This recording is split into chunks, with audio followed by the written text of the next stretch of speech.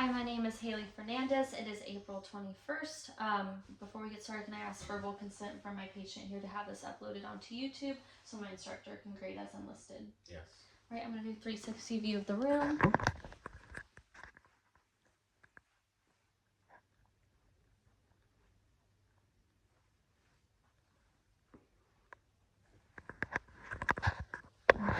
And then I have washed my hands, and now we're going to get started.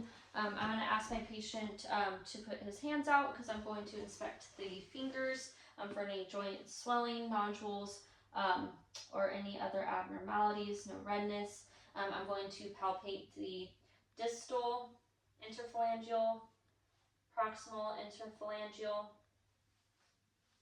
and then the metacarpals here. For any joint swelling, tenderness, or nodules of which I don't note, I'm going to have my patient make a fist for range of motion. We're going to adduct, and then we're going to have you flex your fingers and then extend your fingers. Full range of motion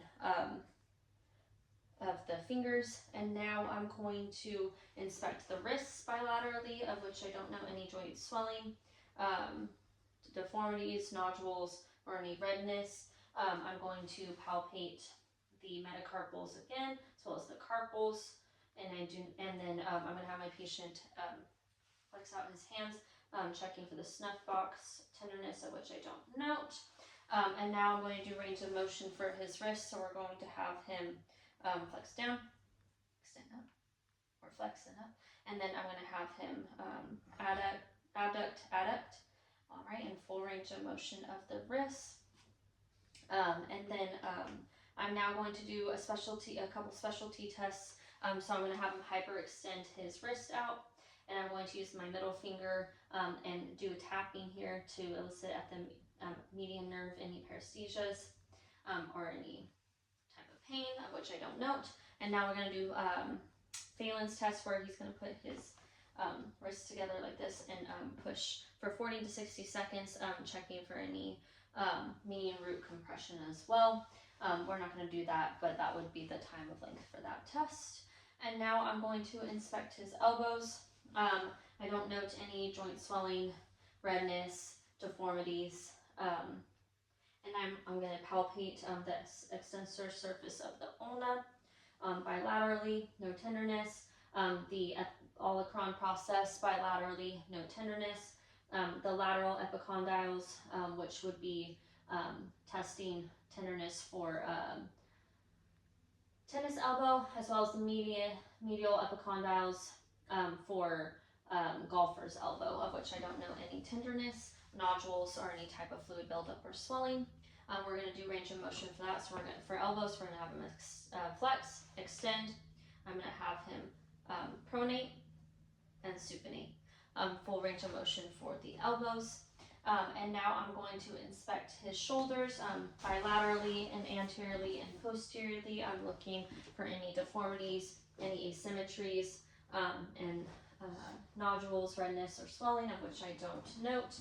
I'm going to palpate bilaterally the tubercle of the humerus, the subdeltoid bursa, move to the bicep groove bilaterally, as well as the acromioclavicular joint up above, and then the coracoid process here, of which there's no tenderness, joint swelling, or fluid buildup. And now we're going to do full range of motion of the shoulders. So I'm going to have him extend, flex back. You can see that, and then now he's going to abduct and adduct, and then he's going to external rotation, internal rotation, of which full range of motion. And now I'm going to do a specialty test called the painful arc test, where I'm going to have my patient move his shoulder all the way up 180 degrees, and we're going to do that slowly. Move your arm up, and at the 60 and 120 degree angle, if there was pain, that would be a positive sign for the rotator cuff injury. All right, good job. And then now I'm going to move on to the head and neck. I'm looking as well bilaterally here, and then checking for any deformities, redness, swelling, or any asymmetries, of which I don't note. I'm going to palpate the tragus and have him move his jaw up and down for TMJ tenderness, of which I don't note, no clicks. And then now I'm going to have my patient do range of motion. Oh wait, no, I'm going to palpate the sternoclavicular, cervical, paracervical muscles, rhomboids, and trapezius muscles, of which I don't note any tenderness, no nodules, or any abnormalities. And now I'm going to do range of motion of the head and neck, where I'm going to have him flex, extend, side to side range of motion, as well as ear to ear. All right, full range of motion there. I'm going to have him use his 3 fingers and open his mouth vertically, and notice that his jaw is appropriate opening. And then I'm going to have him open his jaw again and move it side to side. Appropriate movement for his jaw, full range of motion for that.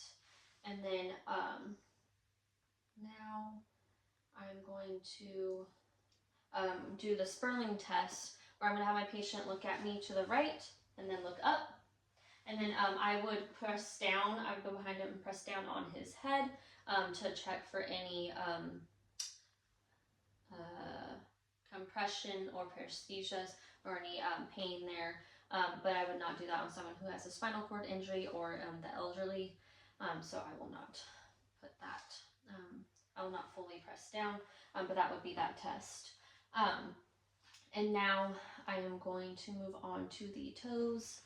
We'll move down here. So I'm inspecting his toes, and I don't notice any nodules, joint swelling, redness. There's no warts or any other abnormalities. I'm going to palpate the distal interphalangeal tarsals, the proximal interphalangeal tarsals. I'm going to palpate Morton's neuroma at the 3rd and 4th digit, as well as any plantar fasciitis, which I don't note, any nodules, swelling, or tenderness. I'm now going to have him curl his toes for flexion. Curl your toes, and then flex your toes. And then I'm going to have you invert and evert your feet. Good, full range of motion of the toes.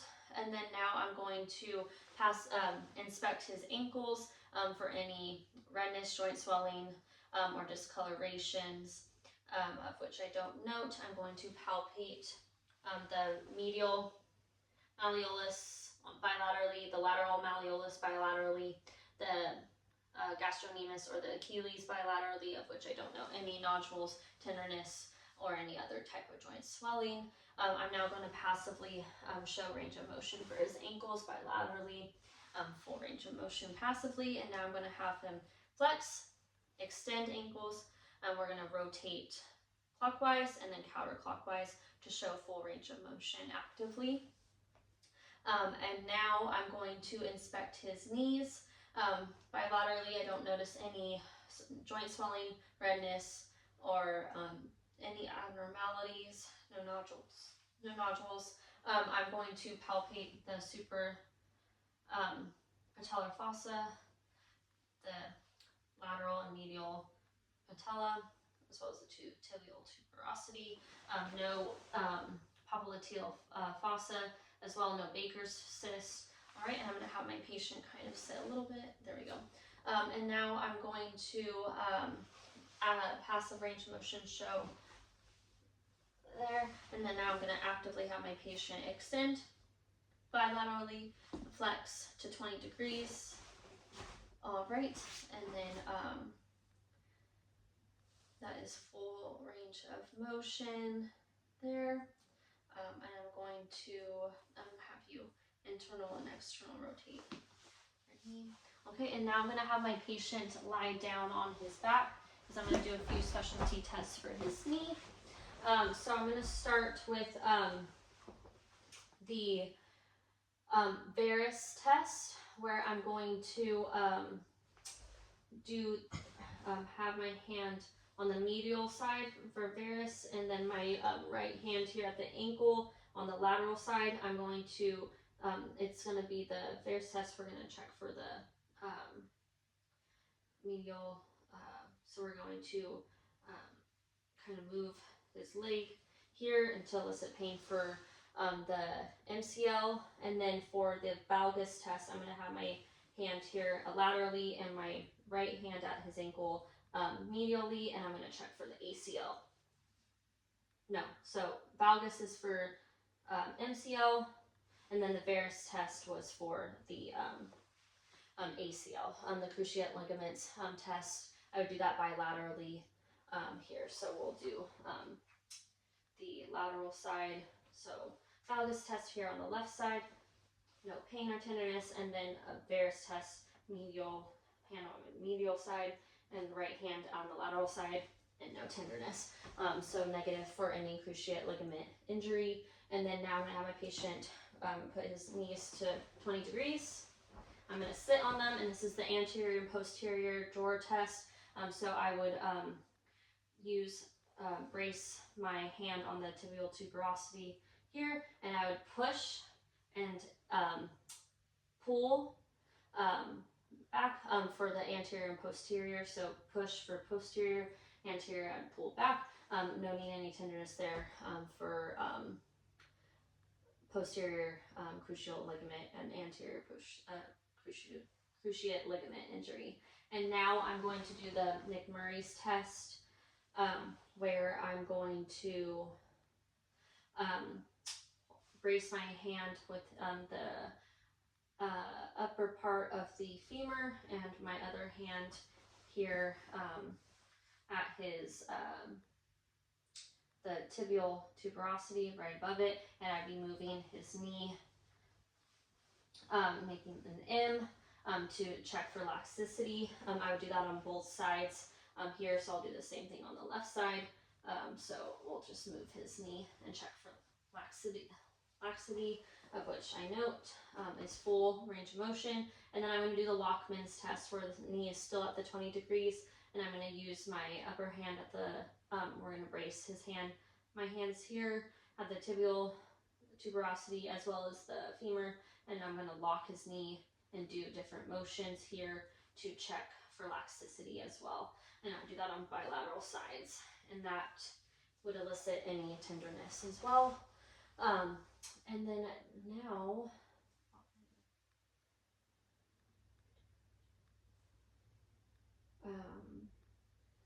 just double checking to make sure I did all the knee tests, anterior posterior drawer test, McMurray, Lockman. All right, and now I'm going to move on to the hip. So I'm going to inspect his hips. I'll be looking bilaterally to check for any deformities, any asymmetry, seeing if his hips are out of alignment, of which I don't note. I'm going to now palpate the greater trochanters bilaterally, the anterior superior iliac spine here. I'm going to have him turn to his side so I can check the posterior side of his body and hips, of which I don't know any deformities, swelling, or redness. I'm going to palpate here the posterior anterior superior iliac spine, as well as the sacroiliac joint. I also note that he has the symmetrical bilateral creases below the near the buttocks, which is a normal finding. And now I'm going to show passive range of motion for the hip. I'm going to show the extension, or the flexion to the back, extension to the front, and then I'm going to have him do that with active range of motion here. So I'm going to have him flex his leg, extend his leg back for the hip, which shows full range of motion of the hip for that right side. Now we're going to turn on the other side. And I'm going to show passive range of motion of the hip on the left leg. So extend, flex, and I'm going to do that with full range of motion there. Flex and extend. All right, good. And I'm going to have him go down his back. And now we're going to do passive range of motion, abduction and adduction. abduction and adduction, and we'll do full range of motion. We'll do active range of motion of the hip.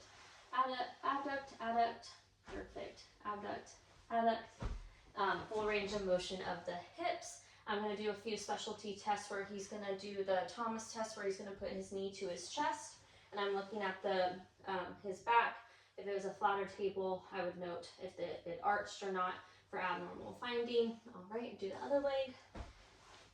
All right, normal finding. And then now I'm going to do the favors test, where I'm going to have him make a figure 4. Oh, thank you. Oh, no, put your foot there. And then I would press down to see if they would elicit any pain to his hip joint, which I don't note. We'll do the other side.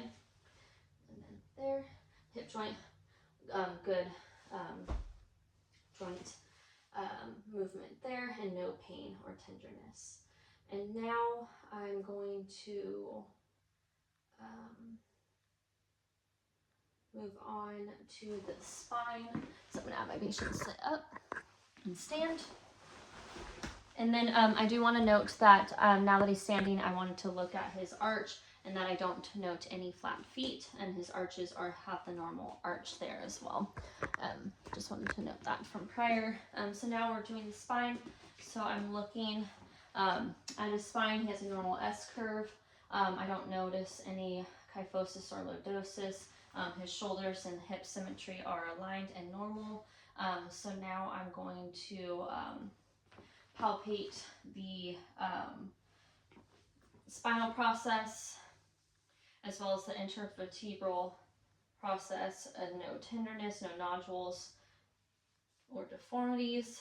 I'm going to percuss the spinal process as well for any pain, of which I don't note. I'm going to hold my patient steady here and have him forward bend. And I don't note any scoliosis here, no tenderness along the spinal process as well. And then I'm going to have him move up, full range of motion for forward bend. I'm going to have him back bend to like 30 degrees, normal bend. And then I'm going to have him go side to side. Okay, good rotation there. And then move your body like side to side when I'm holding. Yeah, there we go. Full range of motion of the spine for internal, external rotation and side to side movements. And now I'm going to have my patient lie back down. We're going to do one last test. It's the straight leg test.